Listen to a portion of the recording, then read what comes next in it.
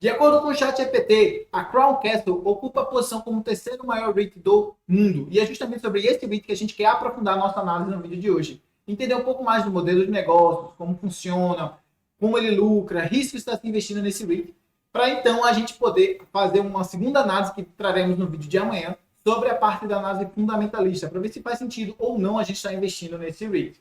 Se você quer entender mais sobre esse vídeo, eu super recomendo que você clique agora mesmo no botão de se inscrever para não perder o vídeo de amanhã e fique comigo aqui até o final desse aqui.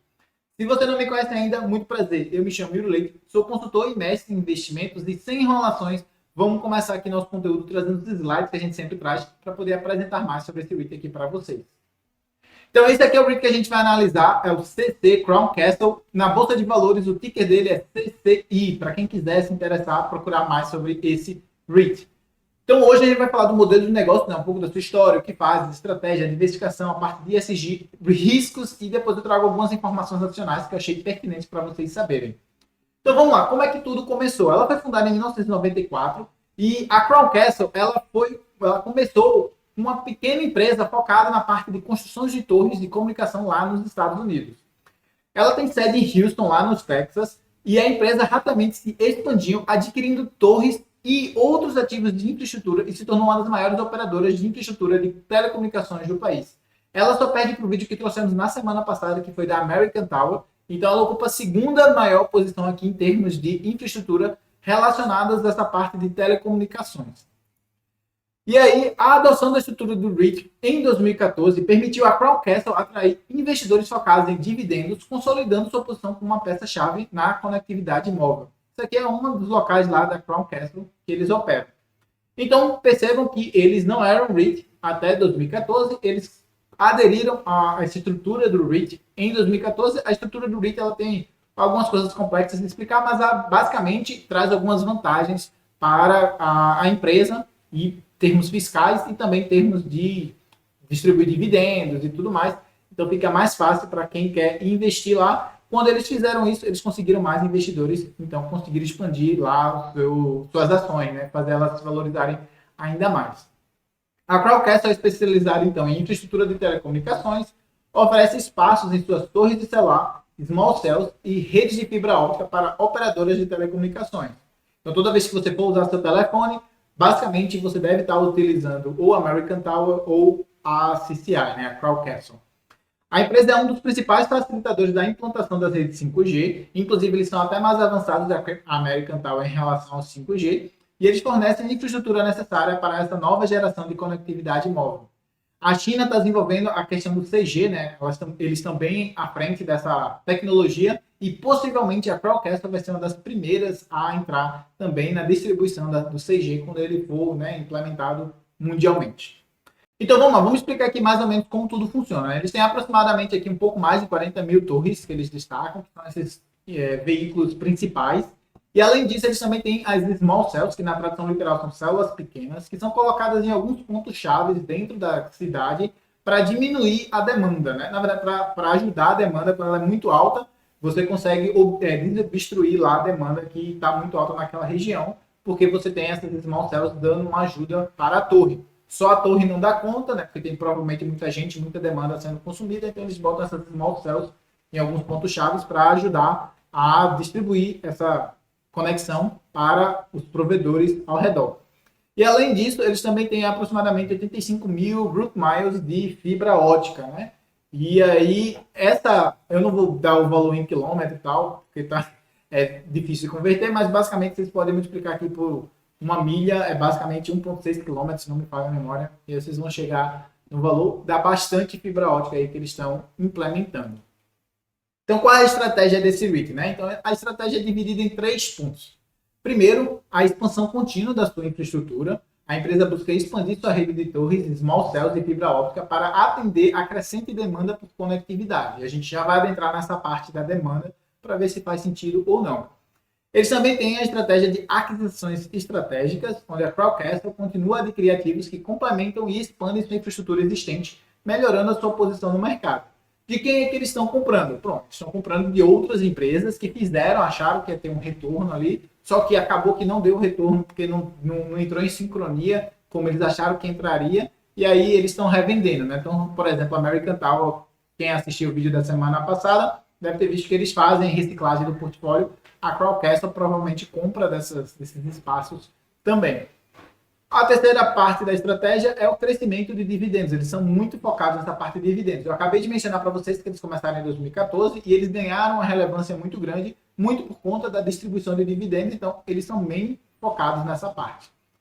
Como REIT, a empresa se compromete a distribuir a maior parte dos lucros aos acionistas com foco no aumento contínuo dos dividendos. O objetivo deles é, no ano a ano, ir aumentando aí gradativamente a quantidade de dividendos que eles vão estar repassando para os acionistas. Com relação à questão da diversificação, né? Vocês podem ver aqui, esse é o mapa lá dos Estados Unidos. Em azul é a parte de fibra ótica, em roxo são os pontos onde tem as torres. E eu não sei se vocês vão conseguir ver, mas tem vários pontos vermelhos espalhados aqui pelo mapa. Aqui embaixo tem um maiorzinho, talvez vocês consigam ver. É quando tem aquelas células pequenas, né, as small cells, que são usadas então para facilitar a conectividade em locais que têm alta demanda. Ainda aqui dentro da parte de diversificação, só que agora a diversificação do lucro, né? Se vocês forem ver, eles têm basicamente 3 grandes empresas, a AT&T, a T-Mobile e a Verizon. E o Verizon, não sei como é que fala o nome da empresa, eles têm 18%, 38% e 19% respectivamente. Todas as outras dá 25%. Ou seja, eles basicamente dependem de 3 empresas, AT&T, T-Mobile e Verizon. Se eu fazer aqui a soma da 36, 37 com 38, dá 60, 75. Eu poderia ter feito muito mais rápido, subtraindo. Enfim, dá praticamente aí 75% de toda a sua receita proveniente de 3 empresas. Se der algum problema nessas 3 empresas, lascou para a CCI. Então, se você quer investir nesse REIT, tem que estar ciente de que eles são bem concentrados. Na parte dos vencimentos dos aluguéis, né? Então, eles têm uns espaços, eles alugam esse espaço para ganhar receita. Com essa receita, eles vão pagar as dívidas e distribuir lucro para os acionistas e fazer novas expansões. Então, esses contratos, eles são feitos normalmente por um prazo longo, né? Porque a empresa que está fornecendo telecomunicações, ela vai fornecer, ou ela planeja fornecer por muitos e muitos anos. Então, tendem a ter contratos muito longos. E vocês podem ver que isso reflete aqui dentro do vencimento dos contratos. No curto prazo, né, agora em 2024, a expectativa deles era 3% de todas as torres. Em 1 a 5 anos era 5% das torres, de 5 a 10, 7% das torres, ou seja, é tudo 10, 20 anos, como vocês podem ver aqui, longuíssimo prazo, então os contratos são bem alongados, o que é um ponto muito positivo para esse REIT. Dentro da parte de ESG, eles têm uma lista imensa de coisas dentro do report que eles fazem, mas eu decidi trazer então 3 aqui, um focado na parte do environment, na parte do meio ambiente, onde eles colocam aqui que 92% de toda a eletricidade consumida em 2023 veio de fontes renováveis. A parte aqui de governance, que é justamente a parte de governança da empresa, né? A parte de diversificação de quem está oferecendo os produtos para eles. Eles colocam aqui que aumentou de 10,1 para 12,6 a diversidade de suppliers, né, de fornecedores. Lembrando que eles só contam entre pessoas aqui de diversificação, né, de diversidade, na verdade. Se você for mulher, preto, ou na verdade não branco, porque poderia ser indígena ou mexicano, latino, essas coisas todas, essas etnias todas. E se você for de não hétero, né? Então, se você for hétero, um homem branco e hétero, você entra no resto. Então, eles têm 12,6 de fornecedores que entram em classes aqui de minorias. 92% do board deles, ainda dentro da parte de governança. Ou, na verdade, isso aqui era a parte social, isso aqui é a parte de governança. 92% do board deles são independentes e eles trazem isso justamente como uma forma de mostrar que tipo, não tem necessariamente uma pessoa que manda, né? Não existe tipo, um controlador que manda na parada toda, são bem diversificados nessa parte aqui de governança também. Com relação à performance, né? Eu percebo que eu trouxe a performance desde 1999 e praticamente todos os anos eles vencem todos os benchmarks que eu coloquei aqui, né? Eu coloquei o SPY, que é o ETF que replica o S&P 500, e eu coloquei 2 ETFs aqui, ou 3 ETFs aqui, ligados à parte de real estate, né? que é um tipo de propriedade, como se fosse os fundos imobiliários, né? Tipo o IFIX. Então aqui é só para vocês terem noção de que a CCI bateu assim com folga praticamente o tempo inteiro todos os benchmarks aqui que a gente está colocando. Mas quais são os riscos então de você estar investindo nesse REIT?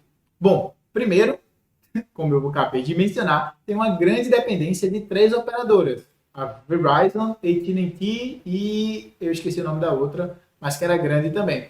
Apesar de grande, são empresas bem consolidadas, é inegável que a CCI, 75% da receita deles vem de 3 empresas. Então, é muito concentrado. Isso é um risco que você tem que estar ciente antes de investir.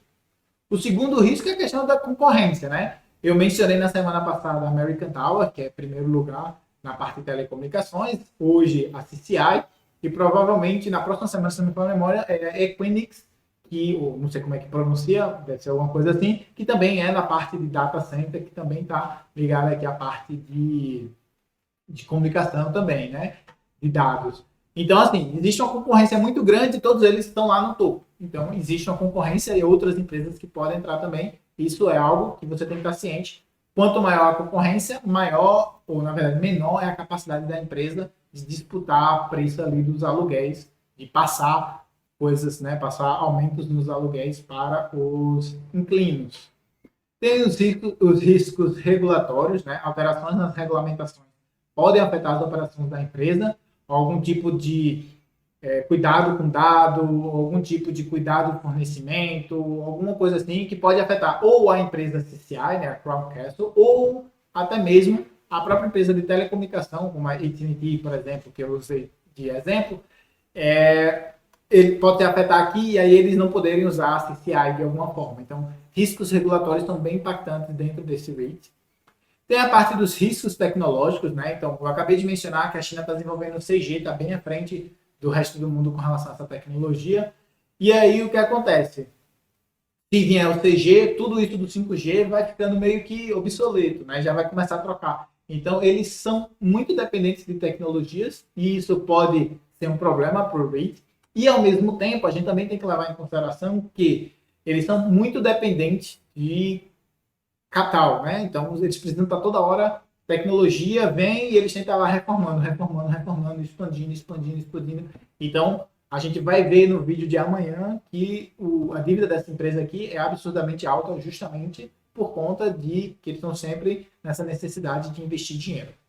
Eles têm a sensibilidade econômica, né? A demanda por serviços de telecomunicações pode variar com as condições econômicas. Dentre elas está também a quantidade de pessoas. Se tem um centro com muitas pessoas, vai consumir mais dados, então vai ter mais necessidade.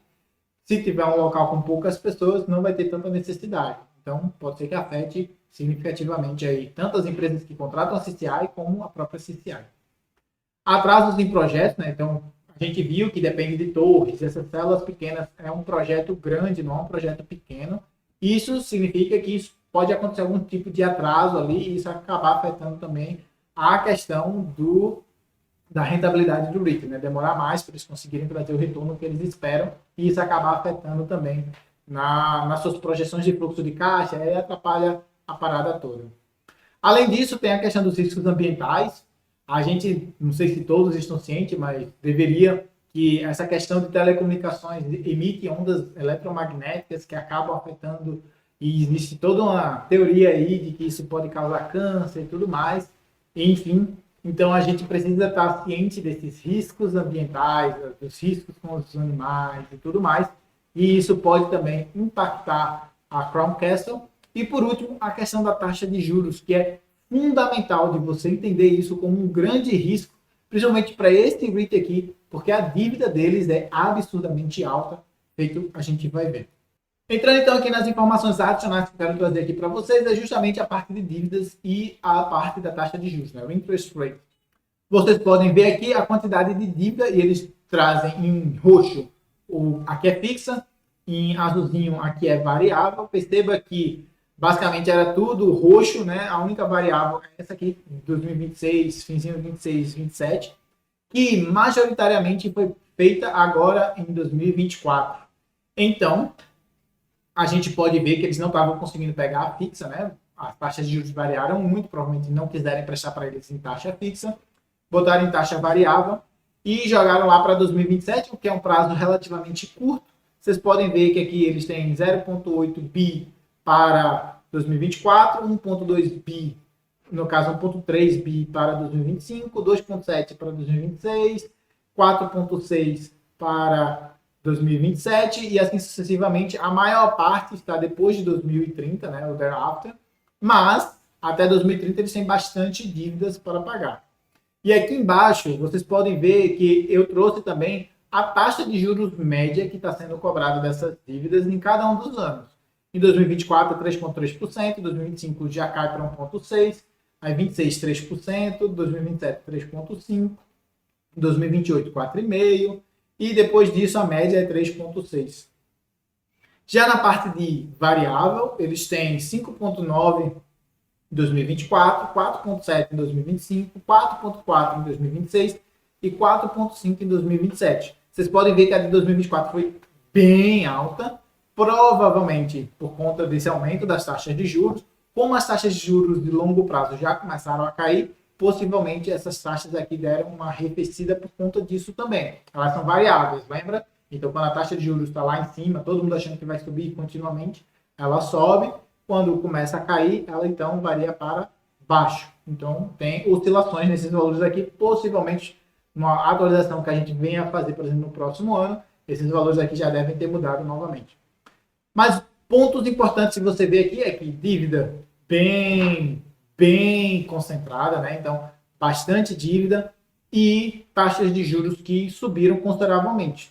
A média que eu ouso chutar, que estava na casa desse 1,6, era o que eles tinham de média aqui. E aí, por conta dessa necessidade de refinanciamento, eles jogaram, né, no longo prazo, taxas de juros mais longas, e aí foi aumentando a taxa média, provavelmente, dos outros anos aqui. Por isso que a gente está vendo aqui 3,3, 3, 3,5, 4,5. Já deve ter sido dívidas que eles pegaram agora, 2022, 2023 e 2024, que fizeram com que essas taxas subissem consideravelmente. Como eles não pegaram para 2025 necessariamente, talvez não tenha afetado tanto aí a taxa em 2025. Pois bem, pessoal, para o vídeo de hoje é isso. Eu agradeço a presença de todos vocês. Fica a minha sugestão aí de vocês entrarem no nosso site para poder entender um pouco mais da nossa consultoria de investimentos. Se vocês estiverem buscando consultoria de investimentos, entrem lá, agende uma reunião gratuitamente comigo e aí a gente pode conversar e eu ver se esse REIT, por exemplo, faz ou não sentido para a sua carteira de investimento, entre outras coisas que a gente faz. Peço encarecidamente, se você gostou desse conteúdo, não se esqueça de deixar aquele seu like aqui embaixo. Esse like serve para a gente, para nos guiar que vocês estão gostando desse conteúdo. Se vocês estão gostando, deixa o like, que a gente entende que vocês estão gostando. Se não gostou, deixa o dislike também, porque aí a gente sabe se esse conteúdo está sendo ou não útil para vocês, e aí a gente pode ou não continuar esse vídeo aqui, ou trazer outros vídeos que forem mais relevantes para vocês. Peço também que vocês se inscrevam no canal e ative as notificações, que é para não perder nenhuma das análises que a gente faz aqui, especialmente se você gosta do conteúdo de análise de REIT, se você procura esse tipo de empreendimento para colocar na sua carteira de investimentos todas as semanas. A gente traz aqui para vocês um REIT diferente, tanto o modelo de negócios quanto a análise fundamentalista. Inclusive, amanhã vai sair a análise fundamentalista aqui da Crown Castle. Fica então minha sugestão para vocês, para que vocês acompanhem lá o nosso vídeo. No mais, agradeço a presença de todos vocês, um forte abraço e aguardo vocês no próximo vídeo.